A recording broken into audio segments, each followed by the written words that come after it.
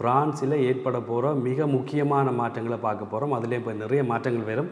அதிலும் குறிப்பாக எங்களுடைய தமிழ் மக்களுக்கு எது தேவையோ அதைத்தான் இன்று இந்த வீடியோவில் நாங்கள் பார்க்க போகிறோம். இப்போ நான் முதல்ல சொன்ன மாதிரி இன்னும் ஒரு பரீட்சையில் நீங்கள் பாஸ் பண்ண உடனே இனி இந்த விசாக்கள் எல்லாம் புதுப்பிக்கிறது என்று சொன்னால் எக்ஸாமா சிவிக்கு இது பார்த்திங்கன்னா இவ்வளவு காலம் குடியுரிமைக்கு தான் கேட்கப்பட்டது. அதாவது குடியுரிமைக்கு மொழியும் பாஸ் பண்ணியிருக்க வேணும், பிரெஞ்சு மொழியும் ஆண்டது இந்த வருஷம் வரைக்கும்.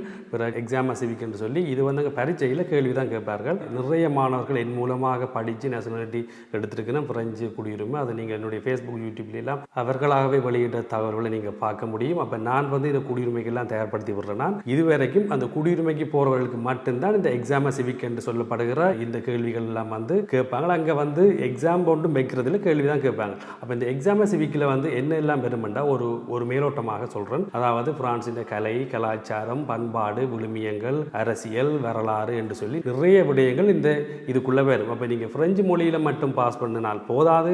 இனி இந்த எக்ஸாமா சிவிக் என்று சொல்லப்படுகிற இதுலையும் நீங்கள் அதாவது பிரெஞ்சு இப்போ நான் சொன்ன மாதிரி கலை, கலாச்சாரம், பண்பாடு, அரசியல், விழுமியங்கள் எல்லாம் வரலாறு எல்லாம் உங்களுக்கு தெரிஞ்சிருக்கணும். அப்போ கிட்டத்தட்ட இப்போ இந்த வருட விசாக்களை மாற்றுறது கிட்டத்தட்ட குடியுரிமை அதாவது பிரெஞ்சு சிட்டிசன்ஷிப்புக்கு ஏற்ற மாதிரி கொண்டு வந்துட்டார்கள். ஏனென்றால் இதுவரைக்கும் சிட்டிசன்ஷிப்புக்கு தான் இந்த கேள்வியெல்லாம் கேட்கப்பட்டது. அப்போ கிட்டத்தட்ட இப்போ நீங்கள் காட்டுகள் மாற்றுறதுக்கும் பிரெஞ்சு பரீட்சையும் பாஸ் பண்ணியிருக்கணும், இந்த எக்ஸாம் சிவிக்ன்றதும் பாஸ் பண்ணியிருக்க வேணும் என்று சொன்னால் அப்போ நீங்கள் இன்னும் ஒரு கொஞ்சம் முயற்சியை போட்டிங்களேனா பிரெஞ்சு குடியுரிமையை கேட்டுடலாமே. அதாவது அதுக்கு தகுதியான நபர்கள் எவ்வளோ பேர் இருக்கிறீங்க பிரெஞ்சு குடியுரிமைக்கு, அந்த மொழிக்கும் இந்த பரீட்சைக்கும் தான் பிட் போட்டு இருந்தீங்க. இப்போ காட்டை மாற்றுறதுக்கு பிரான்ஸில் நீ வாழ வேணும் என்றாலே இந்த 2 பரீட்சையும் செய்ய வேணும் என்று வந்துட்டுது.